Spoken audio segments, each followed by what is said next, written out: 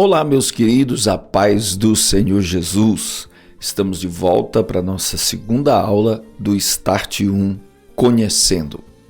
O tema é conhecendo. Você precisa no Start 1 conhecer aquilo que é fundamental para a sua jornada com Cristo. Na última aula estudamos conhecendo a Bíblia. Espero que você tenha revisado e tenha se interessado a conhecer mais e mais a Bíblia. Nessa aula de hoje nós vamos estudar sobre conhecendo a Jesus. Jesus disse em João 14, versículo 5, eu sou o caminho, a verdade e a vida, ninguém vem ao Pai senão por mim. Quem é Jesus? Você sabia que o que conhecemos de Jesus é bem pouco diante daquilo que ele é, de quem ele é?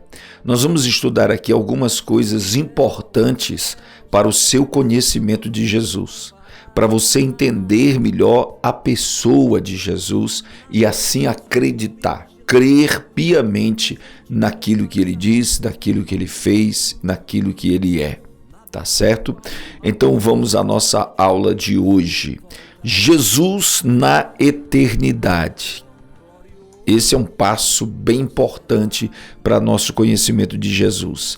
Antes de nascer na terra, Jesus já estava na eternidade. Porque a Bíblia diz que Jesus é o Verbo. Verbo quer dizer é a palavra. É aquele que criou todas as coisas. A Bíblia afirma que Jesus no princípio era o Verbo. Está em João, capítulo 1, versículo 1. Esta palavra verbo, ela era entendida nos tempos da Bíblia como a fonte de todo conhecimento e sabedoria. A fonte de todo conhecimento e sabedoria. Para muitos estudiosos, filósofos da época, o verbo era inalcançável. Ninguém conseguia chegar ao conhecimento do verbo. Mas o Evangelho declara, aleluia, o verbo se fez carne e habitou entre nós. João 1,14. Nós não podíamos ir ao verbo, mas ele veio até nós. Nós não conseguíamos descobri-lo, conhecê-lo, mas ele veio e se revelou a nós, né? E quando tudo isso, a Bíblia diz tudo isso, está dizendo que Jesus existia antes de nascer. Por isso que a Bíblia diz que ele se fez carne, porque ele já existia antes de nascer.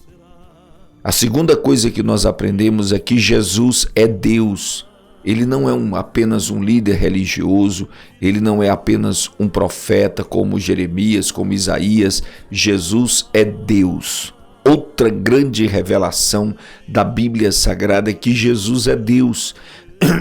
Ele possui atributos. Atributos são qualidades que são exclusivas de Deus. Sabe qualidades que só Deus tem? Pois a Bíblia diz que Jesus tem. A primeira delas é onipotência. O que é onipotência? É todo o poder. Jesus tem todo o poder. Mateus 28, 18.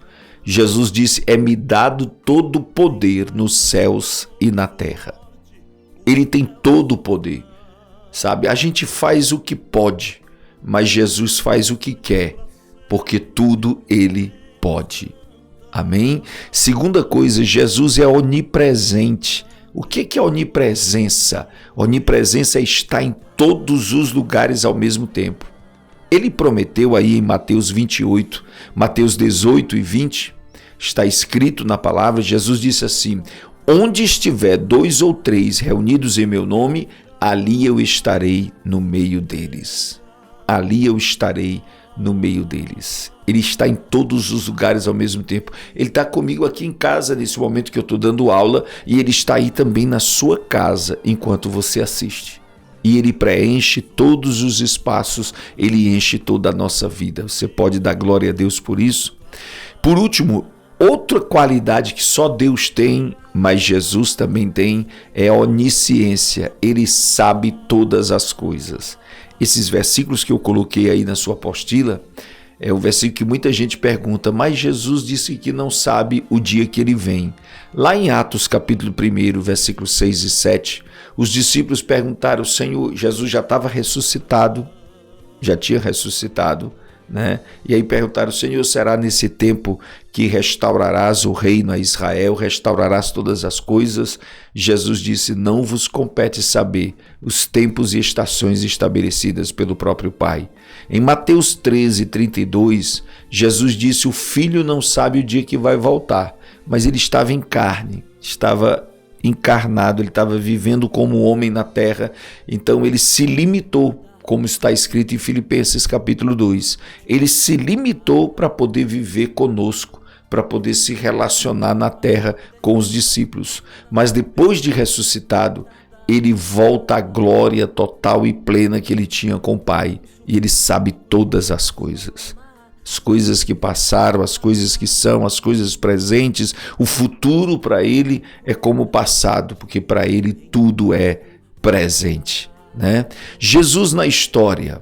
Quem foi Jesus na história? Jesus viveu 33 anos e meio e mudou completamente o destino da humanidade. Nós podemos aprender e descobrir quem é Jesus na história.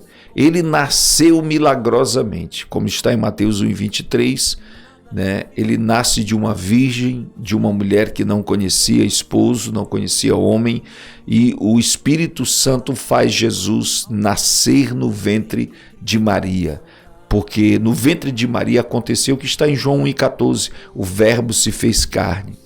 Ele entra no ventre de Maria e se torna criança.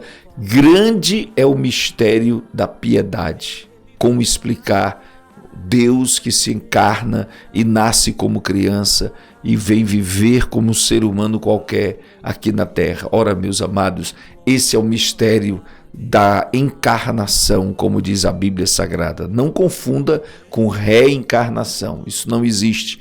É a encarnação de Cristo, só Ele fez isso.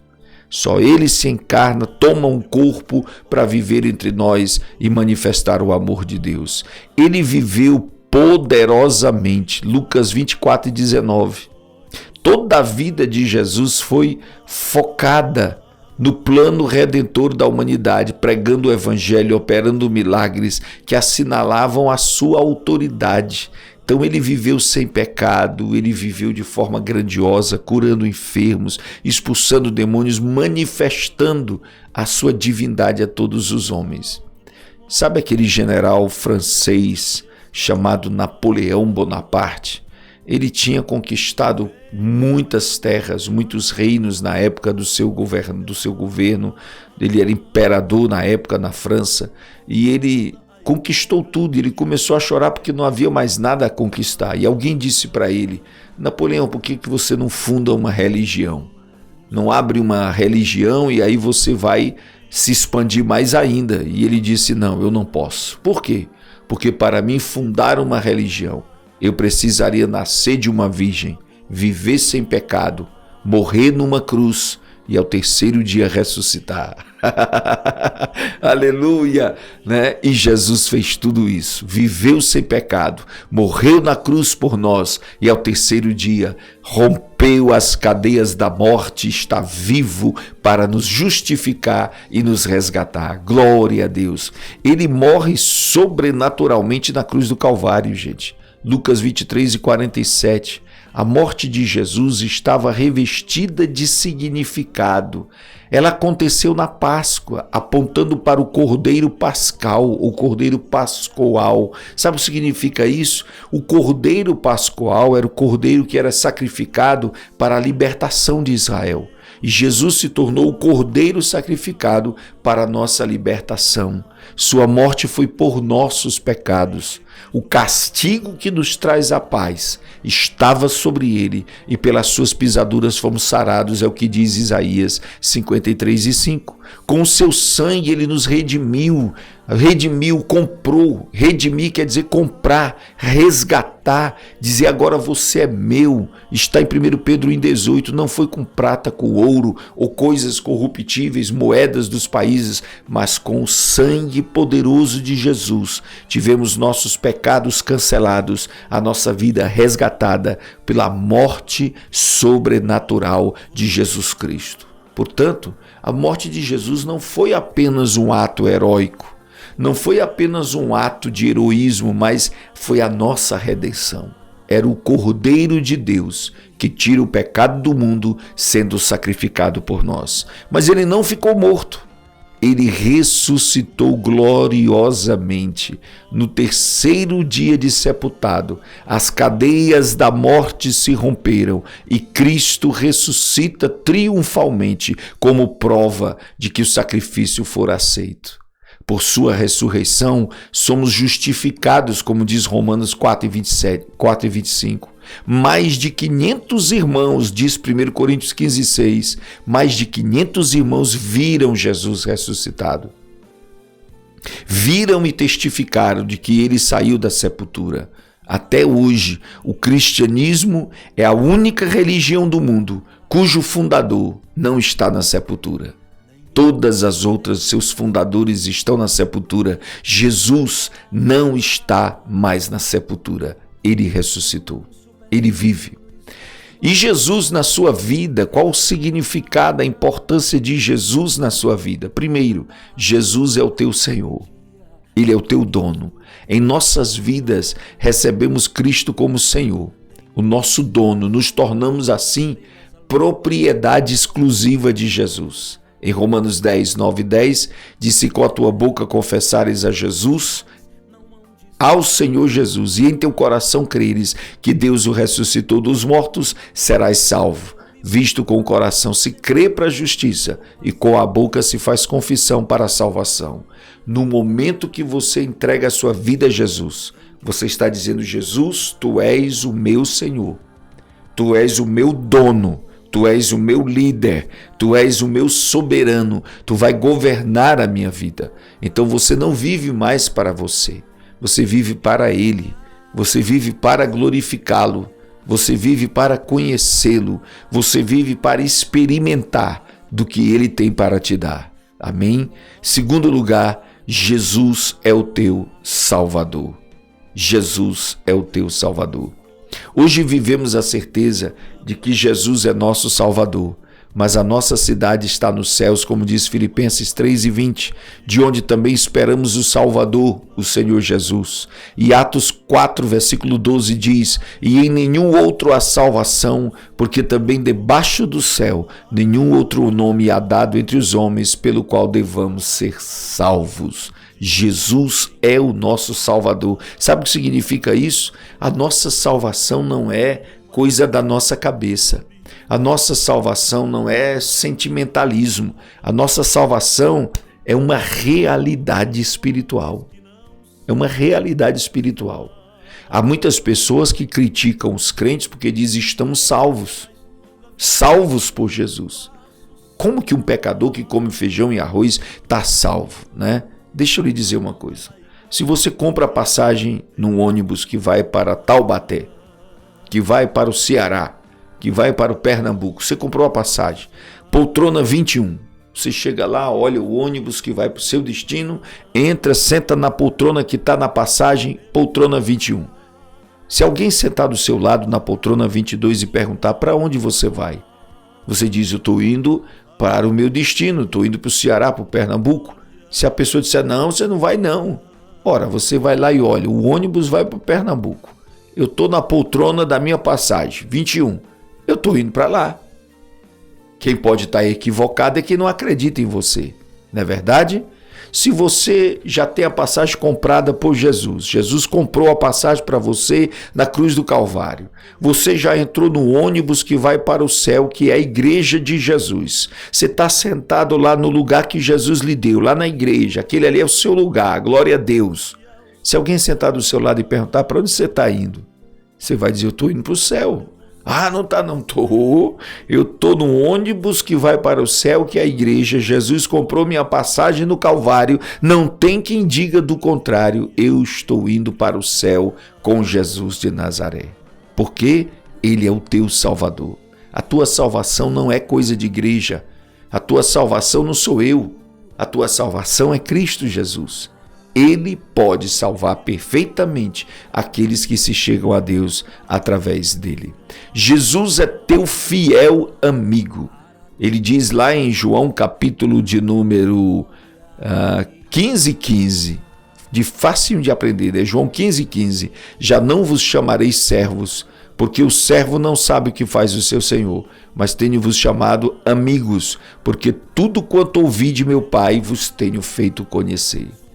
João 15:15. Por toda a caminhada cristã, escute, por toda a sua vida, todas as circunstâncias, tudo que você enfrentar, nós podemos contar com a sua presença e o apoio de Jesus, na garantia da nossa chegada e plena salvação, porque em Mateus 28:20 diz: estou convosco todos os dias, até a consumação dos séculos, até terminar tudo. Jesus garantiu, vai estar conosco.